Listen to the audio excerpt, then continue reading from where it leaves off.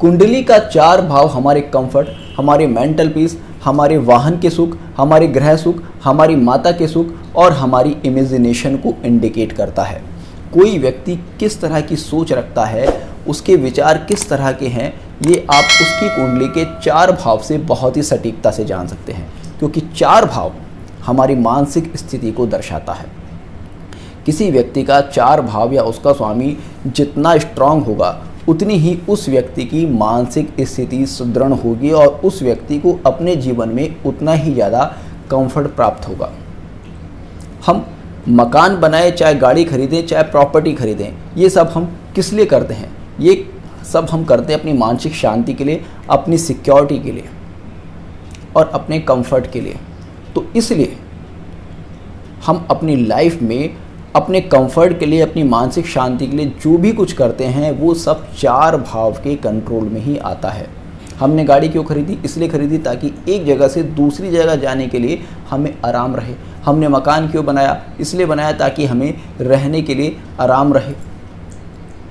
हमने प्रॉपर्टी क्यों खरीदी? क्योंकि हमें एक फाइनेंशियल सिक्योरिटी चाहिए ताकि हमें मानसिक शांति मिले, हम अपने फ्यूचर को सिक्योर कर सकें। इसलिए किसी भी कुंडली का 4 भाव उस व्यक्ति की मानसिक शांति, उसके कंफर्ट के लिए, उसके जीवन की सिक्योरिटी के लिए बहुत ही ज़्यादा महत्वपूर्ण हो जाता है।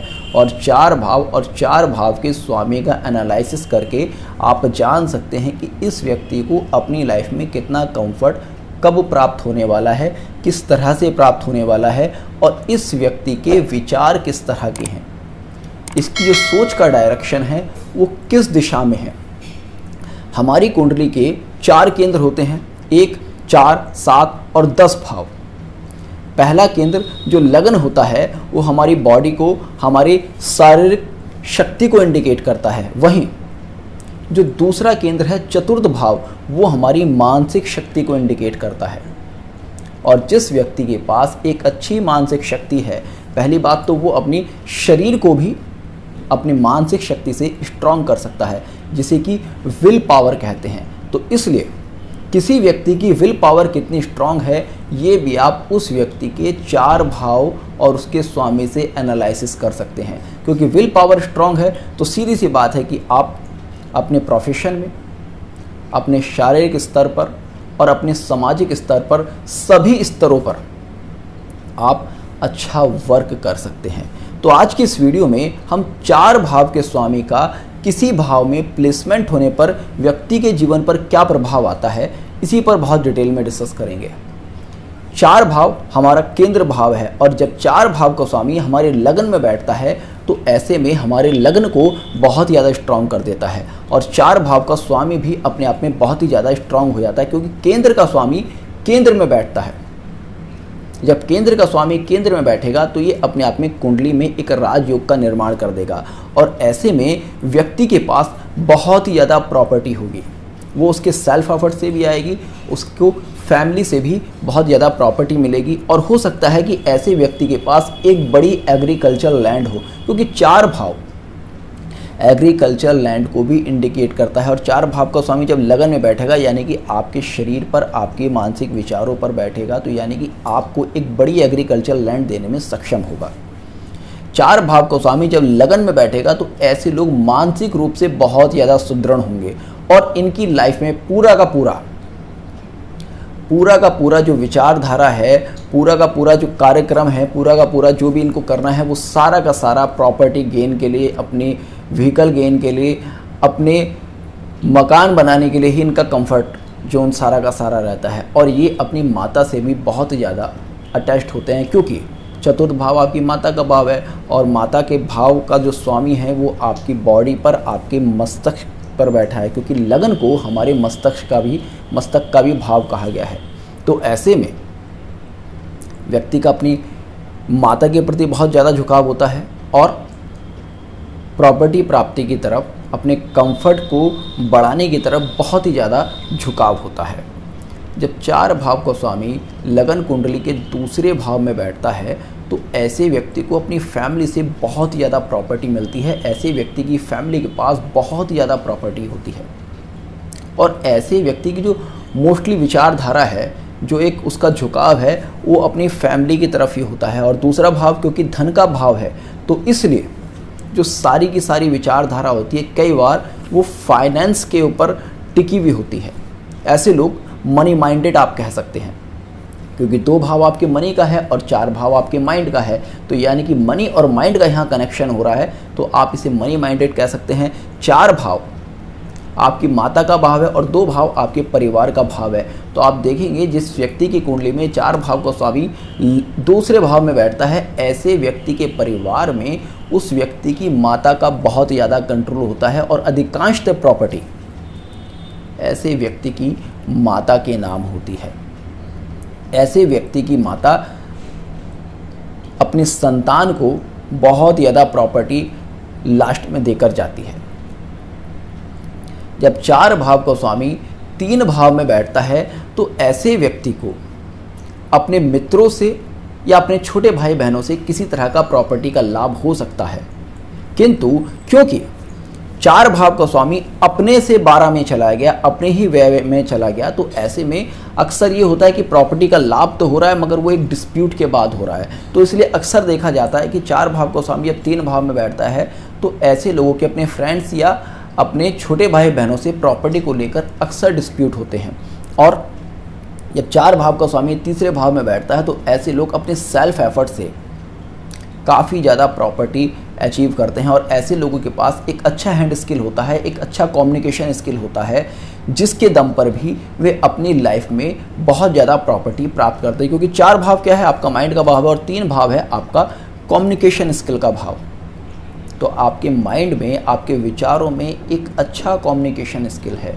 3 भाव आपके कॉमर्शियल ट्रांजैक्शंस को भी इंडिकेट करते हैं, तो इसलिए ऐसे लोग कॉमर्शियल एक्टिविटीज़ में बहुत ज़्यादा एक्सपर्ट पाए जाते हैं। किंतु फिर भी अधिकांश देखा गया है कि इन लोगों को प्रॉपर्टी मैटर्स में, स्पेशली जो परिवार से उनको विरासत में प्रॉपर्टी मिलनी थी, उसमें कहीं ना कहीं इश्यूज़ आते हैं।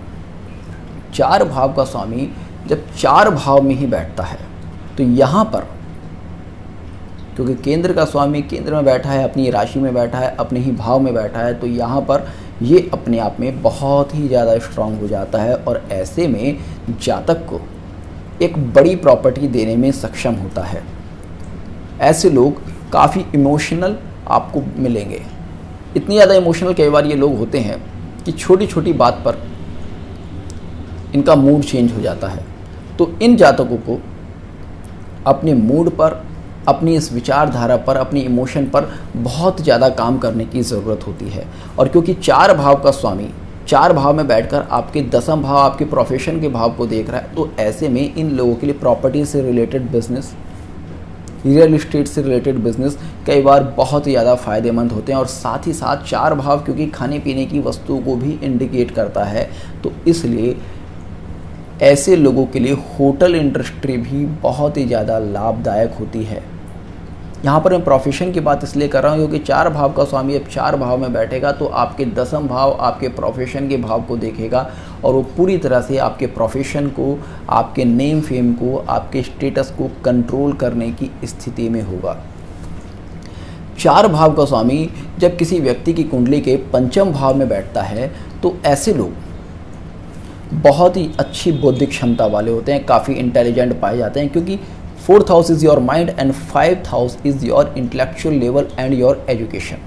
तो यहाँ पर कह सकते हैं जो आपका माइंड है, जो आपकी थिंकिंग है, जो आपकी इमेजिनेशन है, वो कहीं ना कहीं क्रिएटिविटी और एजुकेशन सेक्टर में है। 5th हाउस आपकी क्रिएटिव एनर्जी को भी इंडिकेट करता है। तो इसलिए आप देखेंगे जब भी 4th लॉर्ड आपके 5th हाउस में बैठेगा तो ऐसे लोगों के पास एक बहुत ही बढ़िया क्रिएटिव एनर्जी होगी। जो म्यूज़िक इंडस्ट्री में होंगे, जो आर्ट इंडस्ट्री में होंगे, ऐसे लोगों की कुंडली में 4 भाव या उसके स्वामी का कहीं ना कहीं 5वें भाव से संबंध बनता ही बनता है। और 5th हाउस क्योंकि आपके लव अफेयर्स को भी इंडिकेट करता है और 4th हाउस क्योंकि आपके माइंड को भी इंडिकेट करता है, तो इसलिए ऐसे लोग अपने पार्टनर के लिए बहुत ही ज़्यादा इमोशनल होते हैं, स्पेशली जो इनके लव पार्टनर्स होते हैं, इनके बॉयफ्रेंड या गर्लफ्रेंड। 4th लॉर्ड जब 5th हाउस में बैठता है तो ऐसे लोगों को अपनी संतान के जन्म के बाद एक अच्छा प्रॉपर्टी गेन होता है। ऐसा कह सकते हैं कि इनकी संतान इनके लिए बहुत ज़्यादा भाग्यशाली है, क्योंकि फोर्थ लॉर्ड जब आपके 5th हाउस में बैठेगा तो 5th हाउस आपके संतान का भाव है और उसकी जो सप्तम दृष्टि होगी आपके लाभ भाव पर होगी। लाभ भाव यानी कि 4th, 5th और 11th का यहाँ पर कनेक्शन बन गया, यानी कि प्रॉपर्टी, संतान और लाभ का। तो ऐसे में इन लोगों को संतान से, और साथ ही साथ क्योंकि 5th हाउस आपके सडन गेन, आपके जुए, आपके सट्टे का भी कारक है, तो इन क्षेत्रों में भी इन लोगों को एक अच्छी खासी सफलता मिलने के चांसेस होते हैं। ये लोग अगर एजुकेशनल इंस्टीट्यूट में किसी तरह का इन्वेस्ट करें तो वहाँ पर भी इन लोगों को एक अच्छी प्रॉपर्टी, एक अच्छे फाइनेंस के गेन के चांसेस होते हैं। इनकी लाइफ में एजुकेशनल इंस्टीट्यूट्स के थ्रू भी कई बार एक अच्छा कंफर्ट आता हुआ देखा गया है। जब किसी व्यक्ति की कुंडली में 4th लॉर्ड उसके 6th हाउस में बैठे तो ऐसे में व्यक्ति को जो प्रॉपर्टी मिलती है वो कहीं ना कहीं डिस्प्यूट्स के थ्रू मिलती है। होता है कि फैमिली के पास बहुत अच्छा धन है और वो कहीं ना कहीं मुकदमेबाजी में इन्वॉल्व हो गया, चाहे भाइयों से, चाहे वो किसी अदर पर्सन से। और कई बार ऐसा भी देखा गया है कि जब 4th लॉर्ड 6th हाउस में बैठता है तो ऐसे लोगों को मुकदमेबाजी में, लोगों से लड़ाई झगड़ों में भी कई बार बड़ा मजा आने लगता है और ऐसे लोगों की रिस्क लेने की एक टेंडेंसी होती है। इनको रिस्क लेने में बहुत ज़्यादा मज़ा आता है। कुछ भी कहीं ना कहीं ऐसा काम करेंगे जो कि इनको किसी ना किसी रिस्क में डाल दे, जो कि इनको किसी ना किसी डिस्प्यूट में डाल दे, क्योंकि 6th हाउस क्या है, डिस्प्यूट का, और 4th हाउस आपका माइंड है। तो आपका माइंड जो वर्क कर रहा है वो डिस्प्यूट्स में कर रहा है। और साथ ही साथ ऐसे लोगों के अंदर बहुत ज़्यादा कम्पिटिटिव नेचर होती है। ये किसी से भी कंपटीशन करने के लिए हमेशा तैयार रहते हैं, जो कि इनके लिए एक प्लस पॉइंट होता है। ये लाइफ में कहीं भी किसी से भी जल्दी से हार नहीं मानते जब तक कि इनको एक बहुत बड़ा नुकसान ना दिखे या एक बहुत बड़ा ये नुकसान ना उठा लें। 4th लॉर्ड जब कुंडली के 7th भाव में बैठता है तो अक्सर देखा गया है कि इन लोगों के मल्टीपल अफेयर्स हो सकते हैं या फिर इन लोगों के एक से अधिक विवाह के योग बन सकते हैं।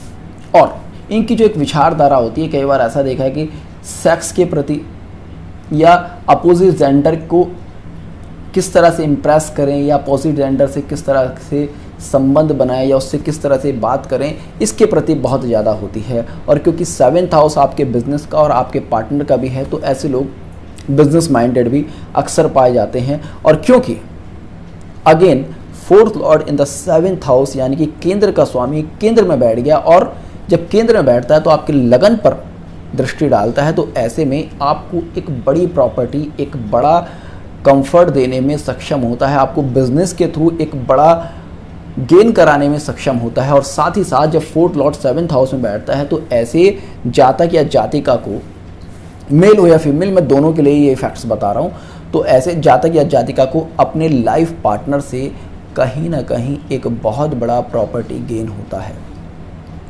अपनी ससुराल से भी ऐसे लोगों को कई बार एक बहुत बड़ा प्रॉपर्टी गेन होता है। 4th लॉर्ड जब किसी व्यक्ति की कुंडली के 8th हाउस में बैठता है तो ऐसे लोगों को रिसर्च माइंडेड बना देता है। ऐसे लोग ऑक्कल्ट में बहुत ज़्यादा इंटरेस्ट होते हैं, ज्योतिष, आध्यात्म, आयुर्वेद, होम्योपैथ, एलोपैथ, किसी भी तरह के जो चिकित्सक क्षेत्र हैं उनमें या रिसर्च के क्षेत्र हैं उनमें इन लोगों को बहुत ज़्यादा एक्सपर्ट बना देते हैं। जब भी 4th लॉर्ड का संबंध 8th हाउस से बनता है तो ऐसे लोग आपको साइंटिस्ट मिलेंगे, एक अच्छे रिसर्चर मिलेंगे। 4th लॉर्ड जब 8th हाउस में बैठेगा तो ऐसे में लोगों को माइनिंग रिलेटेड वर्क से कई बार बहुत ज़्यादा फ़ायदा दिला देगा। और 4th लॉर्ड जब 8th हाउस में बैठेगा तो ऐसे लोगों को कई बार सेल्फ सेंटर्ड बना देता है। ऐसे लोगों को कई बार बना देता है कि भाई वे अपने में मग्न हैं, इन्हें सोशल लाइफ से या लोगों से कोई बहुत ही ज़्यादा संबंध ही नहीं रखना।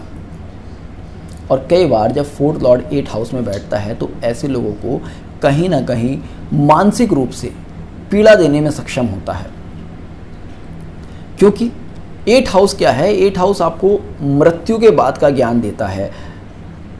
ऐसे में व्यक्ति होता क्या है कि पारलौकिक चीज़ों पर बहुत ज़्यादा फोकस करने लगता है और उस चक्कर में कई बार डिप्रेशन जैसी स्थिति में जाने लगता है। तो इसलिए जब 4th लॉर्ड 8th हाउस में बैठे तो ऐसे लोगों को सोशल होने की कोशिश करनी चाहिए। ठीक है, आप अपने रिसर्च में इन्वॉल्व हैं, ठीक है आप अपने वर्क में इन्वॉल्व हैं, ठीक है आप बहुत ज़्यादा मेडिटेशन करते हैं, किंतु आपको फिर भी सोशल होने की कोशिश करनी चाहिए, अदरवाइज़ ये आपके लिए एक हार्मफुल कंडीशन बन जाएगी। कई बार ऐसे लोग इस तरह की नेचर ले लेते हैं, इस तरह के विचार ले लेते हैं कि भाई मैं इस दुनिया में आए क्यों हूँ, क्या करना है मुझे, एक दिन तो सबको ऊपर जाना है, तो आज ही क्यों ना मैं ऊपर चला जाऊँ, आज ही क्यों ना मैं भगवान को प्यारा हो जाऊँ, आज ही क्यों ना मैं भगवान को पालूँ। तो इस तरह की विचारधारा, इस तरह का वैराग्य कई बार 4th लॉर्ड 8th हाउस में बैठकर दे देता है, और यही बड़ा रीज़न होता है कि लोग ऑक्कल्ट की तरफ, आध्यात्म की तरफ जाते हैं। 4th लॉर्ड जब किसी व्यक्ति की कुंडली के 9th हाउस में बैठेगा तो ऐसे में व्यक्ति को किसी न किसी रिलीजियस इंस्टीट्यूट, किसी कॉलेज के थ्रू बहुत ही बढ़िया प्रॉपर्टी का गेन करा देगा। ऐसे लोग आप देखेंगे किसी रिलीजियस इंस्टीट्यूट के थ्रू कुछ वर्क कर रहे हैं और उससे भी उनको इनकम आनी शुरू हो जाती है। और क्योंकि 4th लॉर्ड 9th हाउस में बैठेगा तो 9th हाउस क्योंकि आपके भाग्य का भाव है, तो इसलिए ऐसे लोग काफ़ी ज़्यादा आध्यात्मिक आपको मिलेंगे। किंतु होता क्या है, जो 9th हाउस का अध्यात्म है वो सोशल के लिए है, और अष्टम भाव भी कहीं ना कहीं अध्यात्म में आता है, क्योंकि जैसे कि मैंने आपको बताया ऑक्कल्ट को इंडिकेट करता है, ज्योतिष को इंडिकेट करता है। तो जो 8 और 9 के अध्यात्म में डिफरेंस है वो ये आता है कि 9th हाउस का जो अध्यात्म होता है वो पब्लिक सर्विस के लिए होता है, और 8 हाउस का जो अध्यात्म होता है, जो लोग वर्क करते हैं, जो मेडिटेशन करते हैं, वो सेल्फ के लिए करते हैं। तो दोनों ही भाव, अष्टम हो या नवम हो, आपको आध्यात्मिक उन्नति देते ही देते हैं। 4th लॉर्ड जब 9th हाउस में बैठता है तो ऐसे लोग प्रॉपर्टी के मैटर में कई बार बड़े ही अच्छे भाग्यशाली होते हैं, क्योंकि 9th हाउस भाग्य का भाव है। हालांकि 4th लॉर्ड जब 9th हाउस में बैठता है तो अपने से छठे भाव में चला जाता है, किंतु 9th हाउस जो है कुंडली का एक बहुत ही शुभ भाव माना जाता है। तो इसलिए कह सकते हैं कि आपको प्रॉपर्टी मैटर्स में बहुत ज़्यादा लाभ होता है। किसी तरह का कोई डिस्प्यूट अगर आपकी लाइफ में आ जाए तो वहाँ पर भी पता चला कि आपको डिस्प्यूट से भी फ़ायदा हो गया। 4th लॉर्ड जब 9th हाउस में बैठता है तो ऐसे लोग इतने ज़्यादा आध्यात्मिक होते हैं, कई बार अपनी संपत्ति को धर्म के क्षेत्र में दान कर देते हैं, या फिर अपनी प्रॉपर्टी पर कोई मंदिर बनवा दिया। तो इस तरह की नेचर 4th लॉर्ड जब 9th हाउस में बैठता है तो व्यक्ति के अंदर पाई जाती है। और ऐसे लोगों की माता भी बहुत ही ज़्यादा आध्यात्मिक, बहुत ही ज़्यादा पढ़ी लिखी, बहुत संस्कारी और बहुत ही अच्छी फैमिली से बिलोंग करती है। 4th लॉर्ड जब किसी व्यक्ति की कुंडली के 10th हाउस में बैठता है तो ऐसे लोगों को एक रॉयल प्रॉपर्टी दे देता है। कई बार ऐसा देखा गया कि किसी व्यक्ति का जब 4th लॉर्ड 10th हाउस में बैठा है तो उसको गवर्नमेंट से कोई प्रॉपर्टी अलॉट हो गई और उस प्रॉपर्टी से वो बहुत ही ज़्यादा फ़ायदा उठा रहा है। ऐसा भी देखा गया है कि ऐसे लोग एक अच्छे एडमिनिस्ट्रेटिव पोस्ट पर हैं और गवर्नमेंट से उनको एक अच्छा मकान मिला है, या जो मकान ऐसे लोग बनाते हैं तो वो भी कई बार ऐसा देखा है कि एकदम रॉयल टाइप का मकान होता है, बहुत ही लग्जरियस अपार्टमेंट में ऐसे लोग रहना पसंद करते हैं। 4th लॉर्ड जब 10th हाउस में बैठता है तो ऐसे लोगों के पास एक अच्छा पॉलिटिकल स्टेटस होता है। ऐसे लोगों को पब्लिक सपोर्ट बहुत ज़्यादा मिलता है, क्योंकि 4th हाउस आपके पब्लिक सपोर्ट का भी हाउस है और 10th हाउस आपके पॉलिटिकल सपोर्ट का हाउस है। तो यहाँ पर आपको पब्लिक सपोर्ट और पॉलिटिकल सपोर्ट दोनों का योग बन जाता है। तो इसलिए इन लोगों पर धन संपदा सब कुछ होती है, और क्योंकि ये आपकी कुंडली का अगेन एक केंद्र भाव है तो इसलिए यहाँ पर 4th लॉर्ड बैठकर आपको, आपकी कुंडली को बहुत ही ज़्यादा स्ट्रॉन्ग कर देता है। 4th लॉर्ड जब 11th हाउस में बैठेगा तो ऐसे लोगों के अंदर एक कभी ना ख़त्म होने वाली प्रॉपर्टी को, पैसे को और कंफर्ट को लेकर एक डिज़ायर होती है। ये लोग कितनी भी प्रॉपर्टी इनके पास आ जाए, कितना भी धन इनके पास आ जाए, कितनी भी व्हीकल्स इनके पास आ जाए, ये लोग कभी भी संतुष्ट नहीं होते हैं। ये लाइफ टाइम काम करते रहेंगे, प्रॉपर्टी इकट्ठी करते रहेंगे, पैसा इकट्ठा करते रहेंगे, नई नई गाड़ियाँ लेते रहेंगे। 4th लॉर्ड जब 11th हाउस में बैठता है तो कहीं ना कहीं आपको आपके बड़े भाई या घर के बड़े लोगों से किसी ना किसी तरह का प्रॉपर्टी रिलेटेड फ़ायदा करा देता है। साथ ही साथ कंस्ट्रक्शन लाइन, प्रॉपर्टी की dealing line, real estate line आपके लिए काफ़ी ज़्यादा बेनिफिशियल हो जाती है। 4th लॉर्ड जब कुंडली के 12th हाउस में, आपके व्यय भाव में, आपके सैया सुख भाव में, आपके विदेश गमन के भाव में बैठता है तो ऐसे लोगों को सबसे पहले तो, क्योंकि सैया सुख का भाव है और 4th लॉर्ड आपका कंफर्ट का भाव है, तो ऐसे लोगों को कई बार एक अच्छी कंफर्ट वाली ज़िंदगी देने की कोशिश करता है। कंफर्ट वाली ज़िंदगी वास्तविकता तो ये है कि ये नहीं है कि आपके पास एक बहुत अच्छी प्रॉपर्टी हो, आपके पास एक बहुत बड़ी गाड़ी हो, आपके पास बहुत बड़ा मकान हो। कंफर्ट की ज़िंदगी वास्तव में वो है जहाँ पर कि आप चैन की नींद सो सकें। तो फोर्थ लॉर्ड जब 12th हाउस में बैठता है तो ऐसे लोग इस तरह के नेचर के होते हैं कि भाई मुझे ना गाड़ी चाहिए ना मकान चाहिए, कि बस मुझे एक सुखमय जीवन चाहिए। ऐसे लोगों को इस तरह की आध्यात्मिक विचार दे देता है और कई बार इन लोगों को विदेश से लाभ दे देता है, क्योंकि विदेश का भाव है तो पता चलता है कि इनकी जो प्रॉपर्टी कई बार इंडिया में भी है और इंडिया से बाहर भी है। और इनको अक्सर देखा गया है कि इनको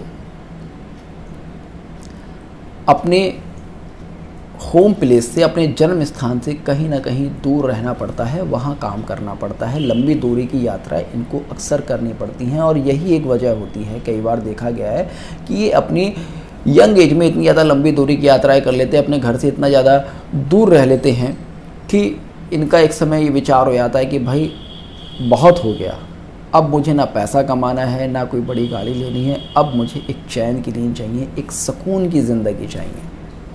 और ये लोग आध्यात्म में भी बहुत ही ज़्यादा इन्वॉल्व हो जाते हैं। ऑक्कल्ट रिलेटेड एक्टिविटीज़ में ये लोग बहुत ज़्यादा इन्वॉल्व हो जाते हैं, उससे रिलेटेड रिसर्च में ये लोग बहुत ही ज़्यादा इन्वॉल्व हो जाते हैं और वहाँ पर इनको अक्सर सक्सेस मिलती हुई भी देखी गई है। तो इस तरह से फोर्थ लॉर्ड आपकी कुंडली के किस भाव में बैठा है, आप ये देखकर जान सकते हैं कि आपकी विचारधारा क्या है और आपको कहाँ कब किस तरह से प्रॉपर्टी का गेन होने वाला है। तो होपफुली आपको आज का ये वीडियो पसंद आया होगा। तो जुड़ेगा इष्ट सूत्र के साथ, मिलते हैं नेक्स्ट वीडियो में। तब तक के लिए जय हिंद, जय भारत।